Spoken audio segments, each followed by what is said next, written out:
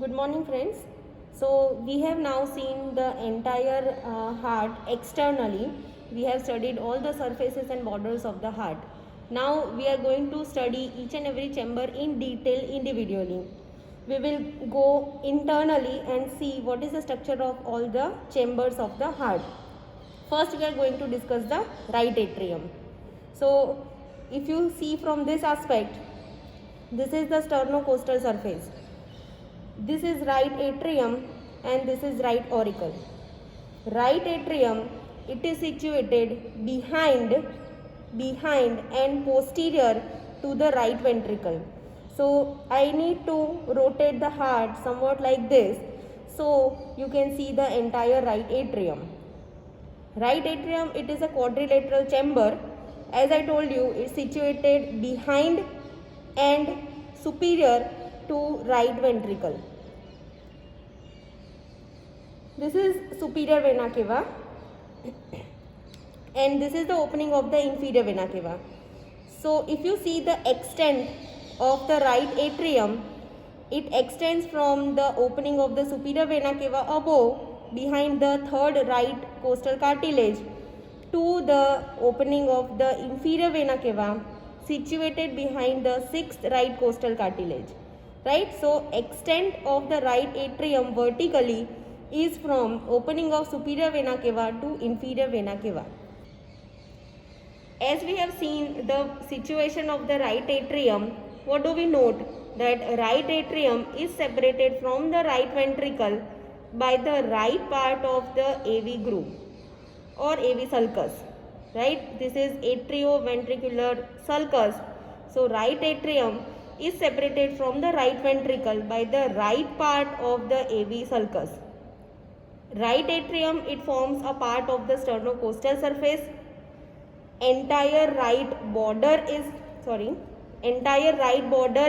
by the right atrium, and it also forms 1/3 part of the base of the heart. Let's first see the external features of the right atrium. You can see one projection extending anterosuperiorly towards the ascending aorta. This projection which is known as right auricle. Right, so this we can see externally. Another external feature which we need to see here is known as sulcus terminalis. This groove which you see extending from superior vena cava to the opening of inferior vena cava, separating the two parts of the right atrium, anterior and posterior part, this sulcus is known as sulcus terminalis. This sulcus corresponds internally, we will see one more structure internally. Sulcus terminalis, it corresponds with a similar structure interiorly which is known as crista terminalis. So there are two external features, right auricle and sulcus terminalis. Now we will open the right atrium and see the interior of the atrium. So now we have cut the right atrium. As I have told you, this is sulcus terminalis, right? So just in front of sulcus terminalis and following the AV groove, we have opened the right atrium. How can we divide the interior of the right atrium? This is sulcus terminalis. In front of the sulcus terminalis, this is the rough anterior part, and behind the sulcus terminalis, this is the smooth posterior part. Smooth posterior part, it is developing from the absorption of the right horn of sinus venosus, whereas the rough anterior part is developing from the right half of the primitive atrial chamber. So as I open it, you can see that this entire is rough and this becomes the smooth posterior part. This is left atrium. So this is the interatrial sulcus, right? This is inferior vena cava, superior vena cava. These are the openings of the pulmonary vein. So this will become the interatrial sulcus. So between the left atrium and the right atrium, this part where I am touching, this will become the interatrial septum. separating the two chambers, right atrium from the left atrium. So we will study the interior of the right atrium under three headings: smooth posterior part, rough anterior part, and the interatrial septum. First, let's start with the smooth posterior part. In the smooth posterior part, see, this is sulcus terminalis. So corresponding inside there is crista terminalis. In the smooth posterior part, there are major openings of the vein. First is the opening of the superior vena cava. Right, this is superior vena cava. Superior vena cava is opening here. The opening of the superior vena cava that is present in the upper and posterior part of the smooth posterior part of right atrium. The opening of the superior vena cava is not guarded. You can see here the opening. This is the opening of superior vena cava. It is not guarded by any valve. This is the opening of inferior vena cava. Let's see from the inside. So this is the opening of inferior vena cava. It is situated in the lower and posterior part of the right atrium. This is the valve of the inferior vena cava, which is known as the Eustachian valve, right? Eustachian valve. This is formed by the duplication of the endocardium containing few muscle fibers. This valve is believed to be present in fetal life, and it is believed to regulate the flow of the blood, whatever is coming from the inferior vena cava, to the left atrium via the foramen ovale. Another opening is the opening of the coronary sinus. This is the opening of the coronary sinus just in front of the opening of the inferior vena cava. Right? So this is the opening of the coronary sinus. Coronary sinus opening is again guarded by one valve that is known as Thebesian valve. Thebesian valve. So if I remove my forceps, you can see an opening. That is the opening of the coronary sinus. Minute openings of the Thebesian valves, more in the septal wall, they directly open into the right atrium through the foramina venerum minimarum. They are present more numerous in the septal wall. And one more feature in the smooth posterior part, just below the opening of the superior vena cava, sometimes there is a presence of intervenous tubercle of lower that is more prominently present in quadrupeds and scarcely visible in case of humans. Just below the opening of the superior vena cava, somewhere here. Right, so that is all about the smooth posterior part. What are the key points to remember? Developing from the absorption of the right horn of sinus venosus, opening of superior vena cava, not guarded by any valve, opening of inferior vena cava, guarded by Eustachian valve, opening of coronary sinus, guarded by Thebesian valve, minute openings of the Thebesian veins in the septal wall, and intravenous tubercle of lower, scarcely visible in case of man. Now we are moving to the rough anterior part. Rough anterior part, that is developing from the right half of the primitive atrial chamber. As you can see, there are so many muscular ridges. These muscular ridges are known as musculi pectinati. This is sulcus terminalis. Internally, it corresponds with one thickening. This is known as crista terminalis. Crista terminalis, that is separating the two parts of the right atrium. Above, it is passing in front of the opening of superior vena cava. Extending forwards from this crista terminalis, right? Extending forwards like this, these are the muscular ridges which are known as musculi pectinati, which runs in the entire rough anterior part of the right atrium. This what you see here inside, this one, you can see a network, close network of the musculi pectinati which are present in the auricle. This is auricle and this is the interior of the auricle. You can see that there is a dense network of all this musculi pectinati in the interior of the right auricle. So there are higher chances of blood thrombi to get dislodged here. So that is about the rough anterior part. In the rough anterior part, you have to see crista terminalis, musculi pectinati and right auricle.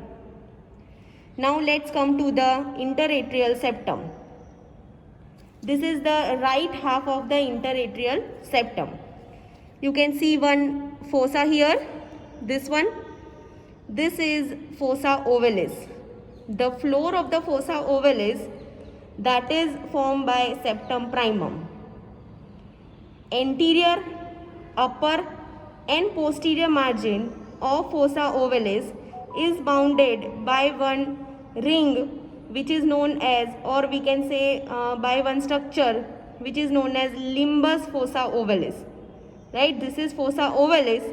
Anterior, superior and posterior aspects of fossa ovalis, they are lined by limbus fossa ovalis.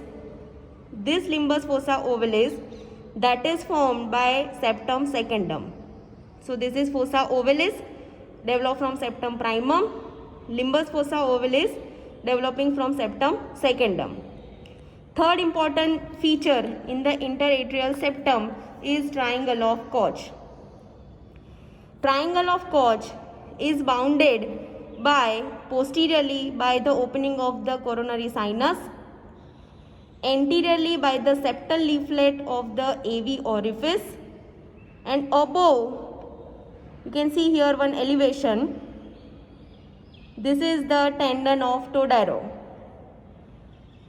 Anteriorly septal leaflet, above tendon of Todaro and behind coronary sinus.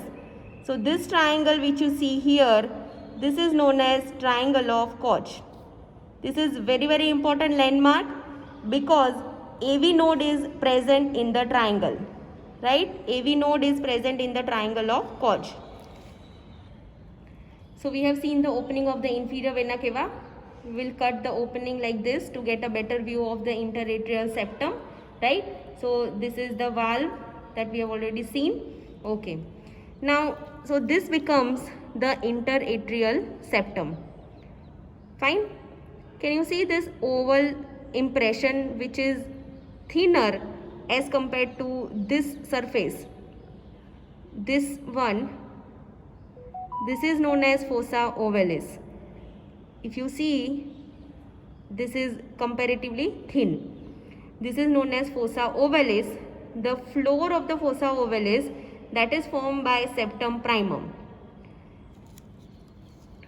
Anterior, upper and posterior margins of fossa ovalis like this. It is bounded by one structure which is known as limbus fossa ovalis. Limbus fossa ovalis, covering the anterior, superior and posterior margins of fossa ovalis. Limbus fossa ovalis, that is developing from the septum secundum. Now, this entire is the right atrium. If you see a opening here, this is the right atrioventricular orifice, or we can also call it tricuspid valve.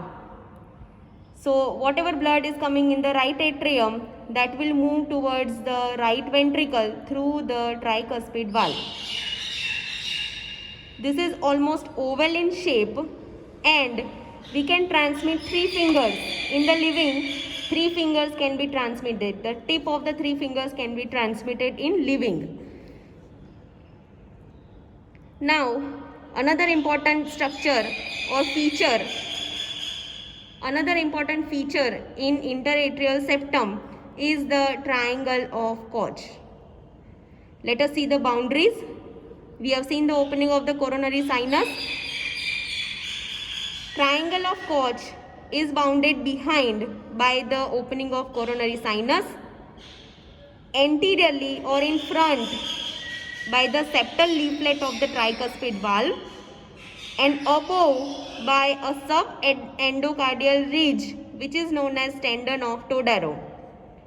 Tendon of Todaro, it extends from the central fibrous body to the left valve of the inferior vena cava. This is the left valve, left horn of the valve of inferior vena cava. and this tendon is extending from here to the central fibrous body. So above boundary of triangle of Koch is formed by tendon of Todaro, in front by septal leaflet of tricuspid valve, and behind by coronary sinus. So this is your triangle of Koch. This is an important landmark as it lodges the AV node. Another important feature to look for in the interatrial septum, that is in the anterosuperior part of the interatrial septum, this elevation is known as torus aorticus. Torus aorticus, this is formed by the non-coronary sinus, that is the right posterior aortic sinus, which is not giving rise to any coronary artery. It produces elevation here in the anterosuperior part of the interatrial septum, which is known as torus aorticus.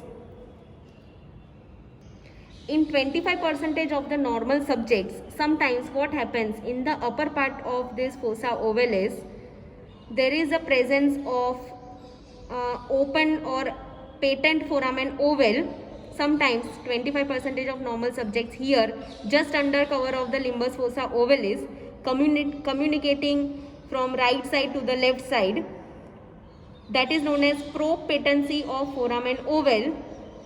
It signifies that functionally or physiologically the foramen is closed, but anatomically it is open. So it is not present here, but in 25% it can be present, it can be patent in the upper part, and it is known as propatency of foramen oval. Right, so that is all about the right atrium.